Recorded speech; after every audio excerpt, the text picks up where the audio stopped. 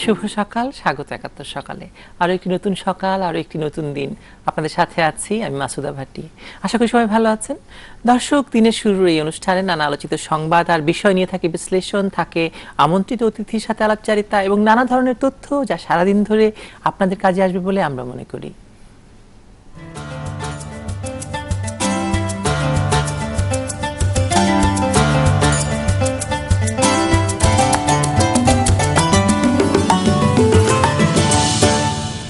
আজ আমাদের সাথে স্টুডিওতে থাকবেন চিত্রশিল্পী ডক্টর ফিরোজ মাহমুদ। আপনাকে স্বাগত একাত্তর সকালে। আপনার সঙ্গে কথা বলবো, তবে তার আগে আমরা যেতে চাই নিউজ স্টুডিওতে। সেখানে রয়েছেন আতিক রহমান, তিনি আমাদের জানাবেন সর্বশেষ সংবাদ। আতিক রহমান, কি সর্বশেষ সংবাদ রয়েছে আপনার কাছে এই মুহূর্তে? ধন্যবাদ মাসুদা ভাটি। দর্শক, নিউজ স্টুডিও থেকে আতিক রহমান জানিয়ে দিচ্ছি সর্বশেষ সংবাদ শিরোনাম।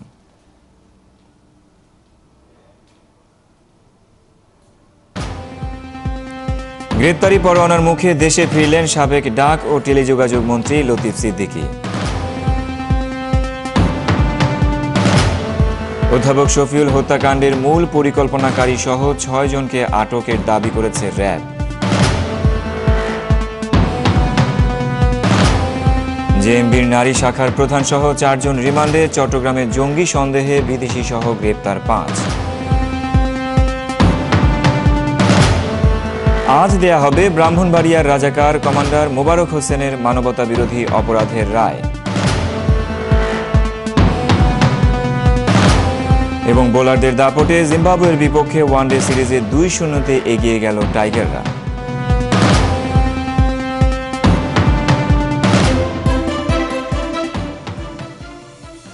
দর্শক, এই ছিল আমার কাছে সর্বশেষ সংবাদ। আমরা আবারও চলে যাচ্ছি একাত্তর সকালে মাসুদা ভাটির কাছে। ধন্যবাদ আতিক। জানা গেল সর্বশেষ সংবাদ শিরোনাম।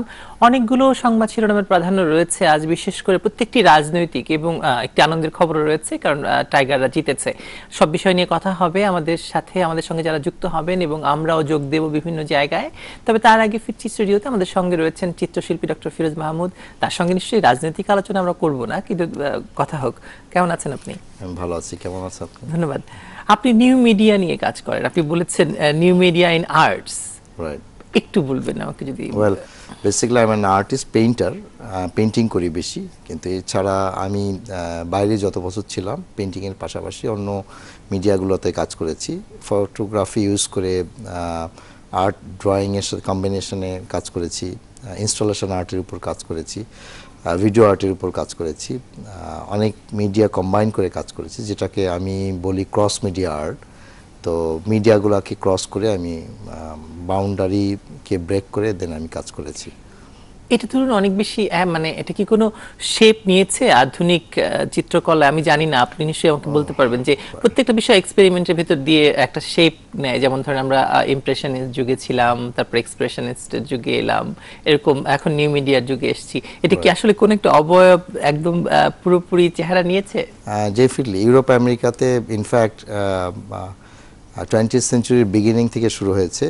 40s 50sে গ্র্যাজুয়ালি ডেভেলপ করে, 70sে এন্টায়ারলি আস্তে আস্তে টার্ন করে, যেটাতে সাউথ কোরিয়ান আর্টিস্ট অথবা জাপানিজ আর্টিস্ট, আমেরিকান আর্টিস্ট যারা ভিডিও আর্ট নিয়ে কাজ করেছেন, ফিল্ম আর্ট নিয়ে কাজ করেছেন, ফিল্মটাকে আর্ট ফিল্ম হিসেবে কীভাবে টার্ন করা যায় সেটা নিয়ে অনেক কাজ করেছেন। সেটা ফটোগ্রাফির মিডিয়াটাও ব্যবহার করেছেন। তো ইউরোপ আমেরিকাতে 70s 80sে অনেক ডেভেলপ করে। বাংলাদেশে in fact turn off the millennium, আমাদের 2000-এর এই সময় পরবর্তী আগে পরে এই সময় গ্রাজুয়ালি আর্টিস্ট আস্তে আস্তে শুরু করেন আর কি। তো আমি মনে করি বাংলাদেশে আস্তে আস্তে যথেষ্ট এটার দিকে। এটাকে কি ধরুন পোস্ট মডার্নিজম বলছে? ডেফিনেটলি পোস্ট মডার্নিজম, আমরা কন্টেম্পোরারি বলি। আমাকে যদি একটু পোস্ট মডার্নিজম একটু বোঝান না, খুবই লেমেন কোশ্চেন যদিও। এটাকে আমরা নর্মালি কন্টেম্পোরারি আর্ট বলি। কন্টেম্পোরারি আর্ট কখনো কখনো নিউ মিডিয়া আর্টও বলি। তো পেইন্টিংটাও একটা ধরুন ম্যারিলিন মনরোর যে ছবি, আমরা নরমাল ছবির পরে যে ছবিটা দেখতে পাই এখন সব জায়গায়, ম্যারিলিন মনরোর একটা স্কেচের মানে স্কেচের মতো দেখা যায়, কিংবা ধরেন অড্রে হেপবার্নের একটা স্কেচ দেখা গেল, ওটা কি নিউ মিডিয়া আর্টের মধ্যে পড়ে? Well, Andy Warhol, American artist, new York based artist, উনি একসময় ম্যারিলিন মনরো এবং ফেমাস সেলিব্রিটিদের নিয়ে করে আর কি, এলভিস প্রিসলিকে নিয়েও করে। তো সে ফটোগ্রাফি ইউজ করে, প্রিন্ট মিডিয়া ইউজ করে দেন ওটাকে আর্টে ফর্ম করিয়ে দেন আর কি। তো সেটা একটা ধারা ছিল এবং তার একটা স্টাইল ছিল, এটা নিয়ে করতো। তার পরবর্তীতে উনি যেটা করেছেন সেটা 70s-এ করেছেন। তার পরবর্তীতে আর্টিস্টরা অনেক মিডিয়া তারা এখন ধরুন টেট মডার্নের যে ছবিগুলো আমরা দেখি, মানে ইভেন দালির পর, মানে দালি থেকে বেরিয়ে এসে টেট মডার্ন একটা অন্য জগৎ তৈরি করেছে, সূর্যকে দিয়ে, সূর্যের আলো দিয়ে একটা অপূর্ব একটা জগৎ তৈরি করার চেষ্টা করছে। এটাই কি নিউ মিডিয়া? ওয়েল, নিউ মিডিয়ার অনেক ডিভিশন জেনারেই থাকে আর কি। কেউ net based, internet based art করে, ইন্টারাক্টিভ বেসড আর্ট করে, কেউ পারফরমেন্স বেসড আর্ট করে। তো এটা আসলে ঠিক স্পেসিফিক কোনো রুল নেই যে এইটা এইভাবে করতে হবে, এই মিডিয়া ইউজ করতে হবে, এই ফরম্যাটে থাকতে হবে, এমন কোনো ইয়ে না। তবে কন্টেম্পোরারি আর্টের মানে বাউন্ডারি লেস আর কি সব কিছু, যেটার সার্টেন কোনো রেখা দিয়ে চলে না আর কি, রেখার উপর থেকে চলতে হয় না এমন। তো ভ্যারিড, এটার কোনো ইন্টারডিসিপ্লিনারি আর্টও বলা হয় এটাকে কখনো, মানে তার media মানে বলা হচ্ছে হয়। ধরুন আপনি, আর্ট তো যে কোনো কিছুই হতে পারে, শিল্প খুঁজে নেওয়ার দায়িত্ব চোখের, যে কোনো দৃষ্টিভঙ্গির হচ্ছে শিল্প খুঁজে নেওয়ার দায়িত্ব। সুতরাং যে কোনো মানুষ যে কোনো কিছু থেকে নিউ মানে নিউ টাইপ অফ যে আর্ট বলছেন আপনি, বা নিউ মিডিয়া আর্ট বলছেন, খুঁজে নিতে পারে, তাই তো? আধুনিক শিল্পের ক্ষেত্রে একটা কথা আছে, art is not art if someone is not is saying it. তো এটা বাট যে কোনো কিছু আর্ট হতে পারে, বাট সামান হ্যাজ টু সে, তাকে প্রপার একজন পার্সন হতে হবে যে আমি এটা একটা কিছু করেছি, এটাকে আমি মানে আর্ট হিসেবে দাঁড় করাতে চাই। তার একটা গুরুত্ব থাকতে হবে, কিংবা তার একটা অথরিটি থাকতে হবে, যে যিনি বলবেন সেটি একটি আর্ট। রাইট, আর্টিস্টকে আর্ট তৈরি করতে হবে, যে কেউ আর্ট তৈরি করতে পারে, বাট তাকে প্রপার একটা স্ট্রাকচার তৈরি করে, প্রপার একটা ফিলসফি, একটা কনসেপ্ট, একটা আইডিয়া তৈরি করে তারপর তাকে অ্যানাউন্স করতে হবে যেটা আর্ট হয়েছে, এটা আমার কনসেপ্ট, এটা আমার আইডিয়া, এমন করে বলতে হবে। তো এটা স্পেসিফিকেশন আসলে ওইভাবে ইয়ে করা হয় না, জানানো হয় না আর কি, বলা হয় না তেমন। বাংলাদেশে আপনি কাজ করছেন এবং পড়াচ্ছেন এই Right. বিষয়ে, ইউ ল্যাবে পড়াচ্ছেন আপনি এই বিষয়ে। যখন পড়ান, মানে আপনারা কি ধরনের কারিকুলাম ফলো করেন? ওয়েল, আমি মূলত মিডিয়া বেসড আর্টগুলো মানে টেক কেয়ার করি, দেখাই। তো ভিডিও আর্ট হতে পারে, ডিজিটাল আর্ট হতে পারে, তো painting, drawing, art in general, এমন জিনিসগুলোকেও আমি ফোকাস করাই। তো ভিডিও আর্টের ক্ষেত্রে দেখা যাচ্ছে আমরা ভিডিওর ক্যামেরার যেসব ব্যবহার করি সেটাকে জেনারেলি কমার্শিয়াল পারপাসে ইউজ করা হয় normally, most of the cases. But aside from this, ভিডিওটাকে আর্ট ফর্মে কীভাবে রূপ দেওয়া যায় সেটাকে বেশি ফোকাস করা হয়।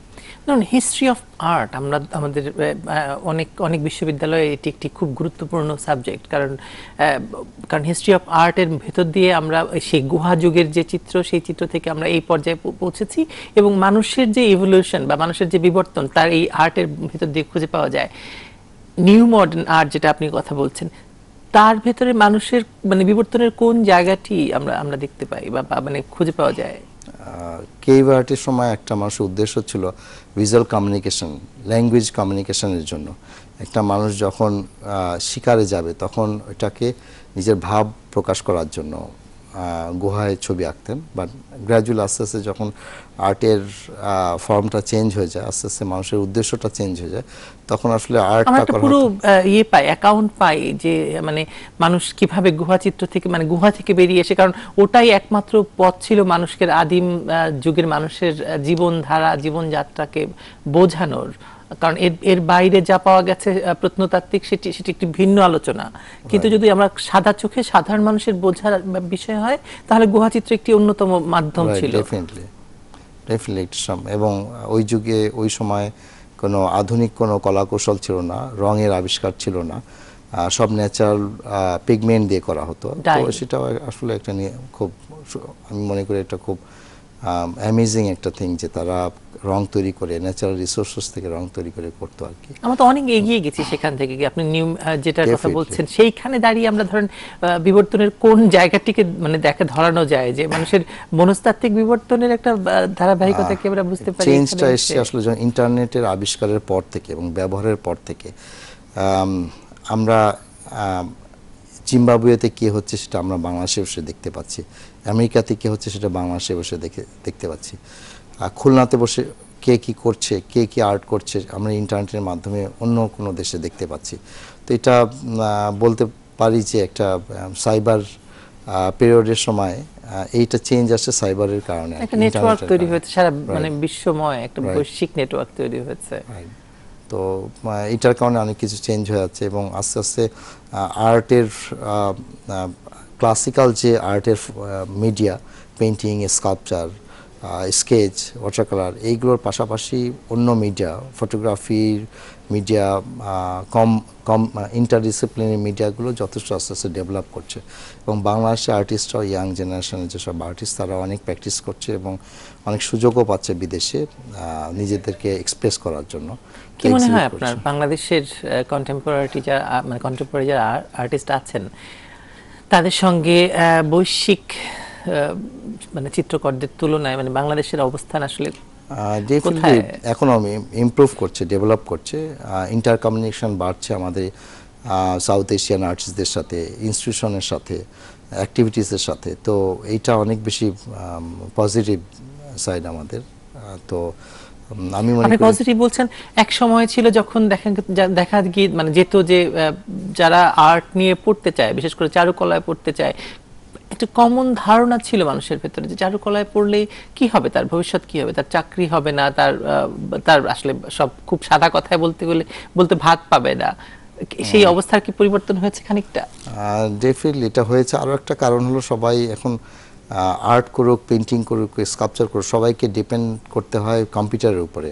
তো মোরালেস ফাইন আর্ট ইনস্টিটিউটে যারা পড়াশোনা করে গ্র্যাজুয়েট হন, তো তারা সবাই দেখা যায় যে গ্রাফিক্স, কম্পিউটার, অ্যানিমেশন, ডিজিটাল ফরম্যাটের সব স্কিল হয়ে যান। তো স্কিল হওয়ার পরে দেন বিভিন্ন জায়গায় জব করার ক্ষেত্রে তাদের সুবিধা হয়। এছাড়া নিজেরা ইন্ডিপেন্ডেন্টলি কাজ করতে পারেন, করছেনও। তো সেটা শুধু আপনি বলতে চাইছেন অনেক ক্ষেত্র তৈরি হয়েছে, সুযোগ তৈরি হয়েছে, এগুলোর অনেক কিছু মানে বিভিন্ন ইনস্টিটিউশনগুলো এগিয়ে এসছেন, বিদেশি ফান্ডগুলো এসছেন, আমাদের বাংলাদেশে অনেক আর্টিস্টরা গ্র্যান্ট পাচ্ছেন। তো grant is very good sign যে আর্টিস্টরা ইন্ডিপেন্ডেন্টলি কাজ করতে পারেন আর কি। তো এটা একটা ভালো দিক এবং অ্যাজ এ প্রফেশন। দর্শক, চলছে ৭১ সকাল, নিচে ছোট্ট একটি বিরতি, সঙ্গে থাকুন।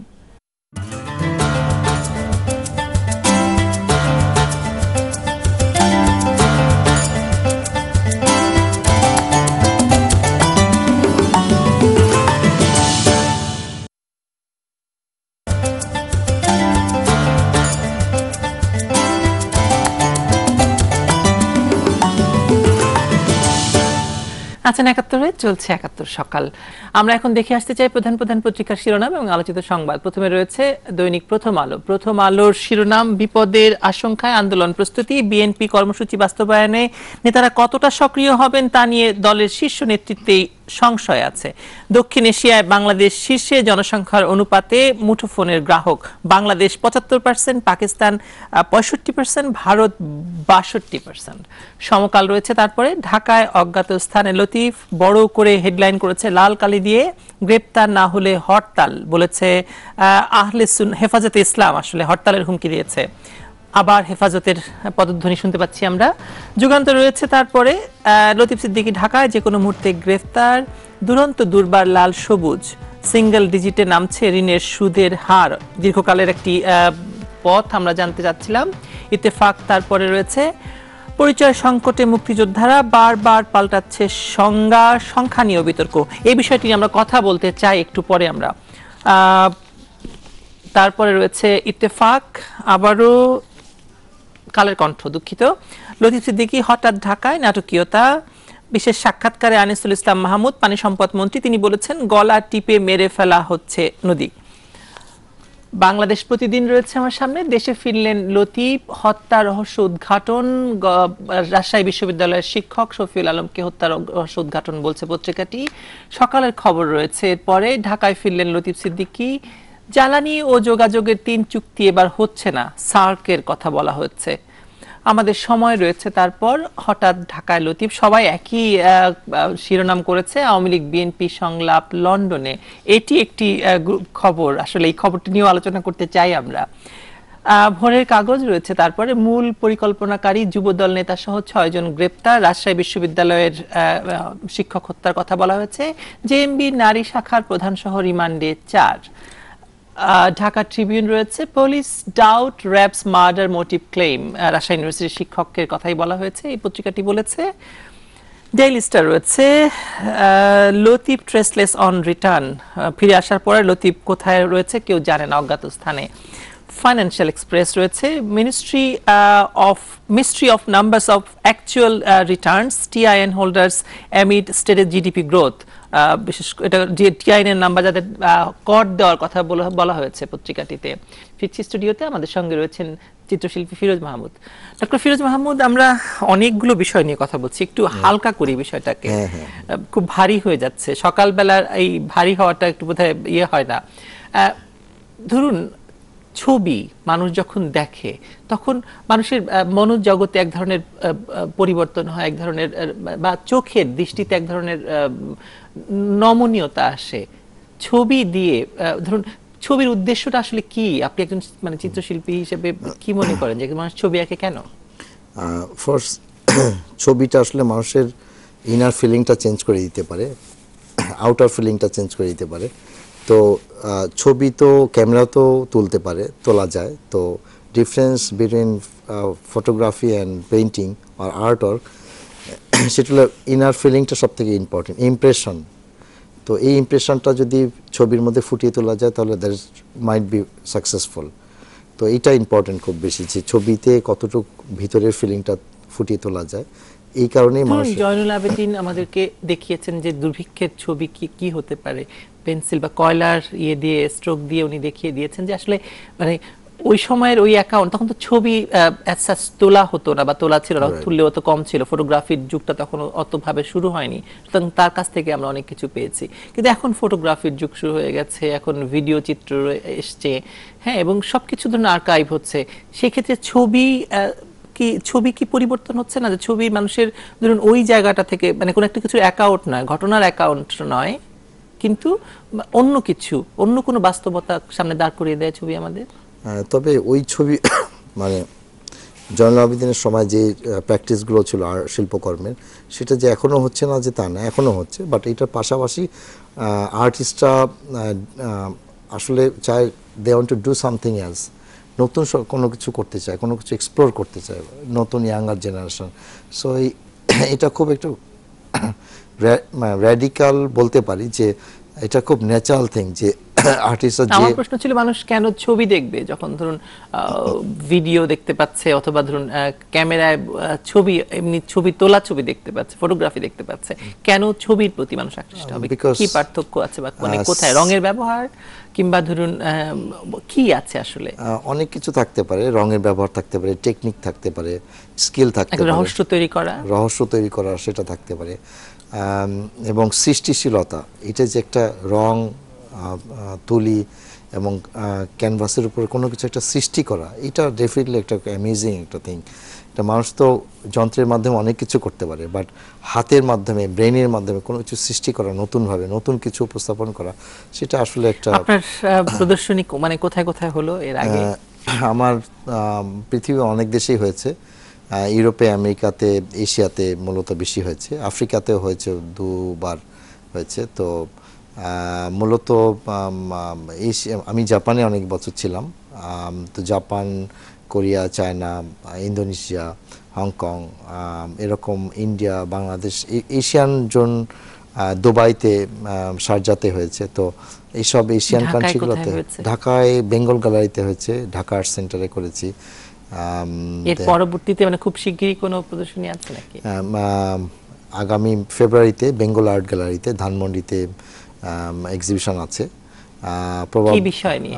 এটা মূলত স্কাল্পচার, আমি নতুন উড কার্ভিং করছি, তো উড কার্ভিং নিয়ে করব আর কি মূলত। আবার ফিরবো আপনার কাছে, একটি ছোট্ট বিরতি নিয়ে আসছি।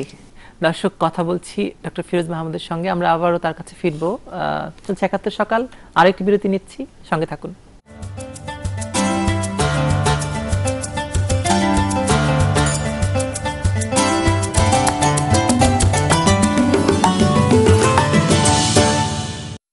আমাদের সঙ্গে রয়েছেন চিত্রশিল্পী ডক্টর ফিরোজ মাহমুদ।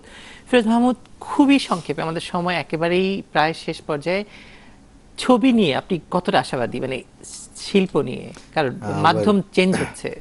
হ্যাঁ, মাধ্যম চেঞ্জ হচ্ছে, আমি তারপরেও এখন পেন্টিং করি অনেক। তো আমার পেন্টিংয়ের একটা স্টাইল আছে, সেটাকে আমি বলি স্টেন্সিল পেন্টিং, ল্যাপা স্টেন্সিল পেন্টিং। এটা নিয়ে আমি গত 5-6 বছর কাজ করছি আর কি। যখন আমি জাপানে ছিলাম তখন এটা নিয়ে শুরু করি।